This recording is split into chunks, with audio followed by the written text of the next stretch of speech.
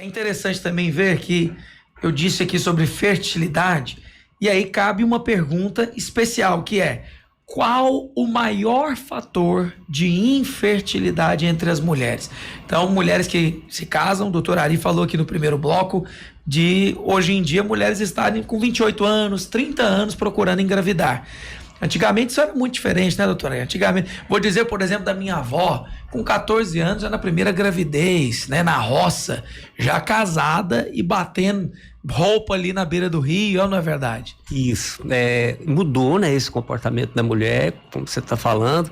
Antigamente as mulheres, elas menstruavam, casavam e começavam a ter filho, e tinha ali 5, 6 filhos, ou seja, passava quase que toda a vida reprodutiva dela grávida ou amamentando. E isso é um fator de proteção para a endometriose, né? E o que acontece hoje? As mulheres, elas demoram bastante para engravidar, em torno de 28, 29 anos, né? E é um tempo mais que suficiente para que a endometriose, se não for diagnosticada mais cedo, é um tempo suficiente para ter quadros mais graves da doença. E, indiscutivelmente, das principais causas de infertilidade da mulher é a endometriose. Para você ter ideia, 50% das mulheres com infertilidade têm possibilidade de ter endometriose. E uma mulher com endometriose, que a gente faz o diagnóstico mais cedo, e ela me pergunta: doutor Ari, qual a minha chance de ser infértil? Essa paciente vai ter 50% de chance de ser infértil sendo portadora da endometriose. Perfeito. Então, falando de infertilidade, o maior fator de infertilidade entre as mulheres é a endometriose? Endometriose, seguramente. E aí nós vamos ter outros fatores, mas Sim, assim, menores do que a endometriose. Mas o mais comum é a endometriose.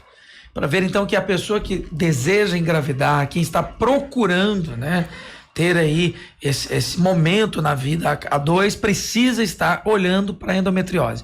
O que me leva à pergunta mais óbvia também, que é: o ginecologista que acompanhou essa mulher pode ter passado despercebido por uma endometriose?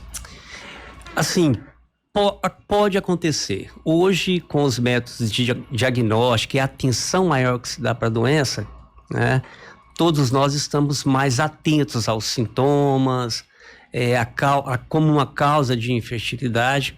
E, felizmente, nós temos os bons exames de imagem, através de ressonância magnética e ultrassom, que permite detectar as lesões mais profundas, né? O ultrassom simples, e aí acho que responde um pouco a sua pergunta, porque é bem comum a paciente todos os anos ao ginecologista fazer sua rotina, um ultrassom simples de rotina, e não vê nada. E aí elas chegam aos 28 anos e falam: eu ia normal, eu ia certinho ao ginecologista. E não tinha nada. E não tinha nada, né? E, inclusive, essa mulher jovem, muitas vezes usando o anticoncepcional, emendando cartela atrás de cartela, né? Exatamente. Aí... virou um costume agora. Virou um costume. Isso pode tirar os sintomas, a dor. Ela não sente dor, mas ela tem a doença.